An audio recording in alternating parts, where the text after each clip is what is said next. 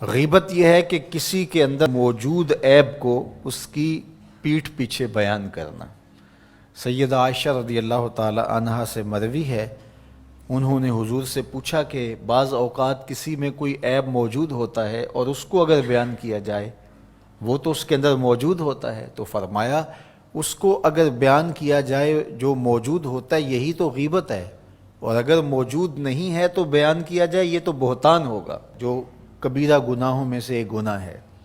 اور کسی کے اندر عیب موجود ہو اور اس کو بیان کرنا اور اس کی شرعی ضرورت نہ ہو۔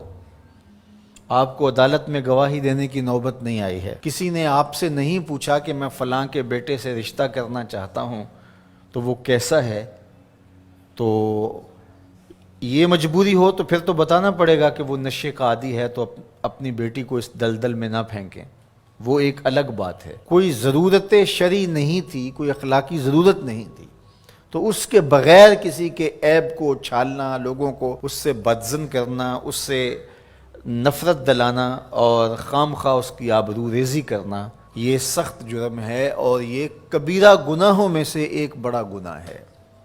اور یہ بات ذہن میں رکھیے گا کہ اگرچہ غیبت عام ہو گئی ہے اور عام ہونے کی وجہ سے اس کو عیب نہیں سمجھا جا رہا، تو اس کا یہ مطلب نہیں ہے کہ یہ عیب نہیں رہا، یہ پھر بھی عیب ہے اور اتنا بڑا گناہ ہے کہ فرمایا گیا الغیبۃ اشد من الزنا، غیبت بدکاری سے بھی بڑا گناہ ہے۔ اور پھر بدبختی، معاشرتی قدروں کی پامالی یہ ہے کہ کسی کی بدخوئی کرنا یہ تو معمول زندگی لوگوں کا بن ہی گیا، لوگوں کی بیٹیوں کے تبصرے لوگوں کی مجلسوں میں آ جاتے ہیں۔ یہ کتنی بد نصیبی ہے کہ کسی کے گھر کی باتیں وہ 100% درست ہی کیوں نہ ہو، اس کی بیٹی کا تذکرہ، ماں بہن کی باتیں چوپالوں میں، بیٹھکوں میں، مجلسوں میں گونجتے ہوئے کہکہوں کی صورت کے اندر بیان ہوں، تو ذرا بتائیے کہ وہ معاشرہ کوئی معاشرہ ہے؟ آج میں اور آپ دیکھیں کہ ہم کہاں کھڑے ہیں۔ اور آقا کریم علیہ الصلوۃ والسلام کو یہ چیز دکھلائی گئی کہ تانبے کے ناخنوں سے اپنے چہرے کو نوچ رہے ہیں۔ اپنا معاشرہ تشدد اور افتراق کا شکار ہو کے رہ گیا ہے۔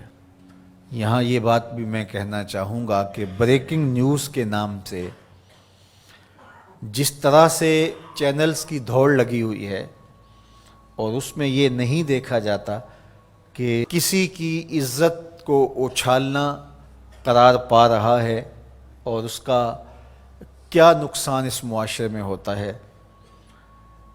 اور تیسری بات یہ ہے کہ برائی کو نشر کرنے سے برائی کی حوصلہ افزائی بھی ہوتی ہے اور لوگ گناہ میں دلیر ہوتے ہیں، اور اگر اس کو بیان کرنا ناگزیر بھی ہو جائے تو اس کو 100 پردوں میں ملفوف کر کے بیان کرنا چاہیے۔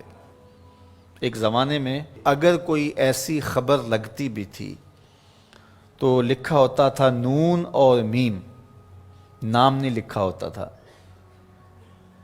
دونوں قابل اعتراض حالت میں پائے گئے اور پولیس نے موقع پر گرفتار کر لیا۔ تو نون اور میم لکھا ہوتا اور قابل اعتراض حالت، بس یہی ہوتا۔ اور اب یہ بریکنگ نیوز کے چکر کے اندر کیمرہ لے کے اندر گھس جاتے ہیں اور قوم کو دکھا رہے ہوتے ہیں، اور ہم اگر میڈیا پہ آئیں اور دیکھیں تو لگتا ہے کہ معاشرے کے اندر برائیاں ہی برائیاں ہیں، اچھائیاں نہیں ہیں۔ تو میں ایک دفعہ ایک میڈیا کے ساتھی سے کہا کہ نیوز ویلیو صرف برائی ہی کی کیوں ہے، نیوز ویلیو اچھائی کی کیوں نہیں ہے؟ اچھائی کو بیان کیا جائے، برائی کو بیان کرنا مقصود بھی ہو تو اس کے لیے ملفوف لفظ ہونے چاہیے۔ آپ سورہ یوسف پڑھ سکتے ہیں، قرآن مجید کا اسلوب دیکھ سکتے ہیں، پوری سورت کے اندر منفی کرداروں کا نام نہیں ہے، چاہے وہ حضرت یوسف علیہ السلام کے بھائی ہوں یا عزیز مصر کی بیوی ہو، ان کا کنایے سے ذکر کیا گیا۔ اور جو مثبت کردار تھے، سورہ یوسف اٹھا کے دیکھیے، بار بار یوسف صدیق کے لفظ آ رہے ہیں، یوسف یوسف کی پکار آ رہی ہے۔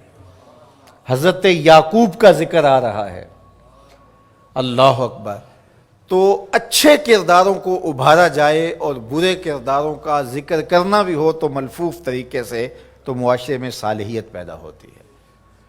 لیکن جب ہمارا مقصود ریٹنگ ہو، ہمارا مقصود پیسہ ہو، ہمارا مقصود بیرونی نادیدہ ہاتھوں کا ایجنڈا ہو، تو پھر ہم ہوش و حواس میں نہیں ہوتے، پھر جو ہم سے کروایا جاتا ہے ہم وہی کر رہے ہوتے ہیں۔ یہ بد نصیبی ہے اور یہ دردناک کہانی ہے۔